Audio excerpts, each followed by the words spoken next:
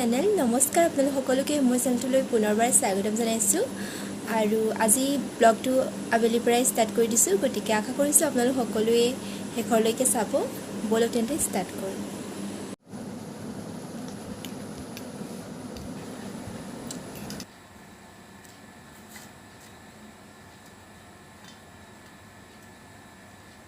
এতিয়া সন্ধিয়া লাগিছে আৰু মই চাহৰ লগত খাবলৈ কিবা এটা যা-যোগাৰ কৰোঁ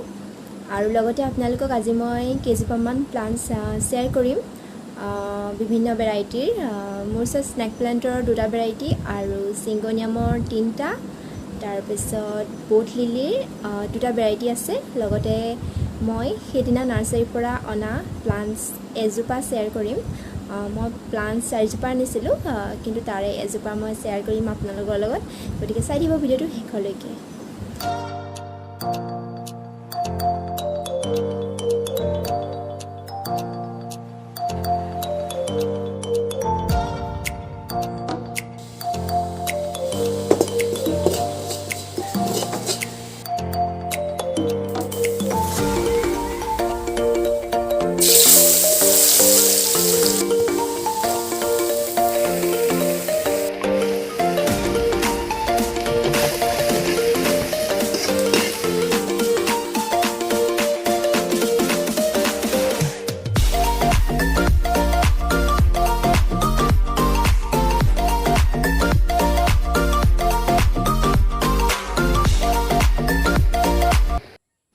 এয়া ৰেডি হৈ গ'ল গৰম গৰম কচুৰি আৰু এয়া লাল চাহ নাম্বাৰ 1ত বোট লিলিৰ দুটা মই ভেৰাইটি শ্বেয়াৰ কৰিম এইটো ফাৰ্ষ্ট ভেৰাইটি ইয়াক বোট লিলি বা ৰয়ু বা অয়েষ্টাৰ প্লান্ট নামেৰে জনা যায় ওপৰৰ ফালে গ্ৰীণ কালাৰ আৰু বেক চাইডে পাৰ্পল কালাৰ হয় বহুত সুন্দৰ দেখিবলৈ পাতটো জোঙা জোঙা টাইপৰ হয় আৰু ডাঠ হয় ইয়াত ফুল ফুলে অৱশ্যে বগা বগা ফুল ফুলে আৰু ফুলপা ফুলা ঠাইডোখৰত নাও নিচিনা এখন চামনি ধৰে আৰু সেইখন নাও নিচিনা দেখিবলৈ সেইবাবে বোট লিলি বুলি কোৱা হয় আৰু ফুল অৱশ্যে গছজোপা অলপমান বেছি বয়স হ'লেহে ফুলে আৰু ছেকেণ্ডটো হৈছে এইটো প্লান্ট এইজোপাও ছেইম নামেই হয় একেই নাম আৰু এইজোপা দেখিবলৈ ওপৰৰ ফালে হোৱাইট আৰু গ্ৰীণ কালাৰ কম্বিনেশ্যন আৰু বেক চাইডে পাৰ্পল কালাৰ হয় খুব ধুনীয়া হয় ইয়াৰ পাতটো আগৰজোপাৰ দৰে ইমান ডাঠ নহয় পাতল হয় আৰু খুব সুন্দৰ হয় আৰু ইয়াত মই সাৰৰ ক্ষেত্ৰত গোবৰ সাৰ ব্যৱহাৰ কৰিছোঁ দুইজোপাতে আৰু পানী ইয়াত বেছিকৈ নিদিলেও হয় সপ্তাহত দুবাৰ দিলে হয় বেছি পানীৰ প্ৰয়োজন নহয় নাম্বাৰ 2ত চিংগনিয়ামৰ তিনিটা ভেৰাইটি শ্বেয়াৰ কৰিম এইটো ফাৰ্ষ্ট ভেৰাইটি গ্ৰীণ আৰু হোৱাইট কালাৰ কম্বিনেশ্যন বহুত সুন্দৰ দেখিবলৈ এইজোপা মই আউটডোৰতে ৰাখিছোঁ আৰু এইজোপা ইনডোৰতো ৰাখিব পাৰে আপুনি যদি আউটডোৰত ৰাখে অলপমান বগা হৈ যায় পাতটো আৰু ইনডোৰত ৰাখিলে অলপমান গ্ৰীণ কালাৰ হৈ থাকে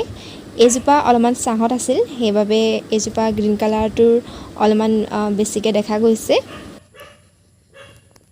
2N ভেৰাইটি এইটো হৈছে বহুত সুন্দৰ দেখিবলৈ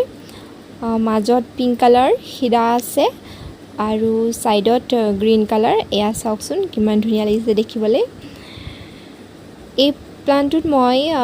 মাটিৰ ক্ষেত্ৰত গোবৰ সাৰ প্ৰয়োগ কৰিছোঁ আৰু পানী সপ্তাহত প্ৰায় দুবাৰমান দিওঁ খুব ধুনীয়া দেখিবলৈ এজোপা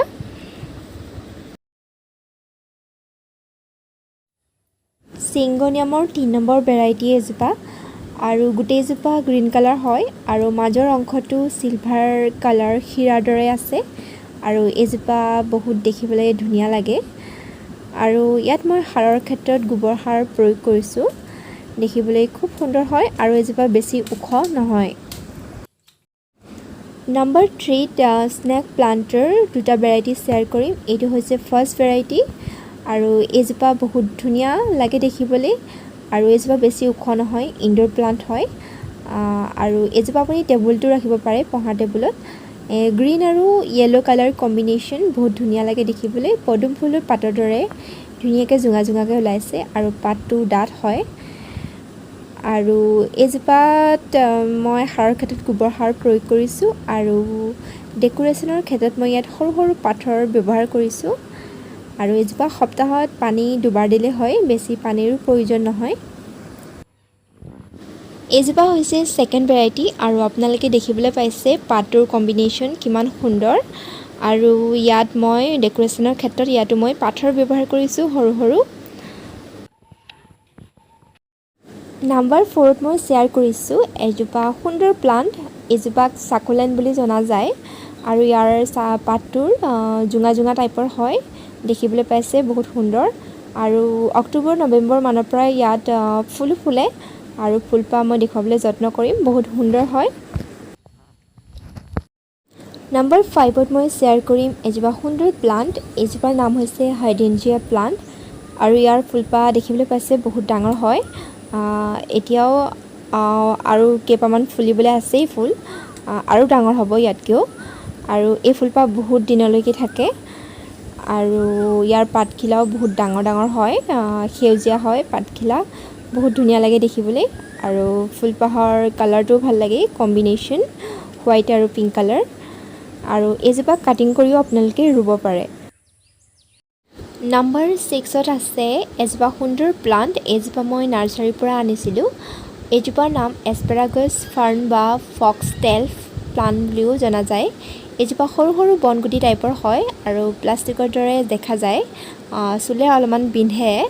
বহুত ধুনীয়া লাগে দেখিবলৈ। হেংগিঙৰ কাৰণে এইজোপা প্লাণ্ট বহুত ভাল অপশ্যন হয় আৰু ইয়াত মই গোবৰ সাৰ প্ৰয়োগ কৰিছোঁ আৰু এইজোপা কাটিঙৰ পৰা হয়নে নে পুলিয়ে ওলায় মই এতিয়ালৈকে নাজানো অৱশ্যে, চাই লওঁ কি হয় আৰু ইয়াত মই ডেকোৰেশ্যনৰ ক্ষেত্ৰতো ইয়াতো সৰু সৰু পাথৰ ব্যৱহাৰ কৰিছোঁ। এয়া দেখিবলৈ পাইছেনে, অমিতা গুটিৰ পৰা গজালি ওলাই আছে। অমিতাটো মই কাটিছিলোঁ কিন্তু অলৰেডি অমিতাটোৰ ভিতৰতে গজালি ওলাই গৈছিল, সেইবাবে মই বাতি এটাত টুকি ৰাখিলোঁ আৰু এইখিনি এতিয়া মই যাওঁ ৰুবলৈ, কাৰণ গজালিখিনি বেছি টাইম থৈ দিলে বেয়া হৈ যাব, সেইবাবে ভাবিলোঁ এইখিনি মই ৰুই দিওঁ আৰু এতিয়া পূৰা ৰাতি হ'ল, আন্ধাৰে হ'ল আৰু মই হাতোৰাখনে মাটিখিনি খান্দি লৈছোঁ। মাটিখিনি বেছি টান নহয় অৱশ্যে, আগতে এবাৰ চহাই থোৱা আছিলে আৰু মই জাষ্ট এনেই ওপৰতে হেৰি কৰি খান্দি লৈ এইখিনি এতিয়া ৰুই দিম ভালদৰে আৰু চাওঁ ইয়াৰ পৰা কিমান দিনত ওলায়, কাৰণ গজালি অলৰেডি ওলাই আছিলে আৰু অমিতা ভাল লাগে খাবলৈ। অমিতা স্বাস্থ্যৰ বাবেও বহুত ভাল, পেটৰ বাবে।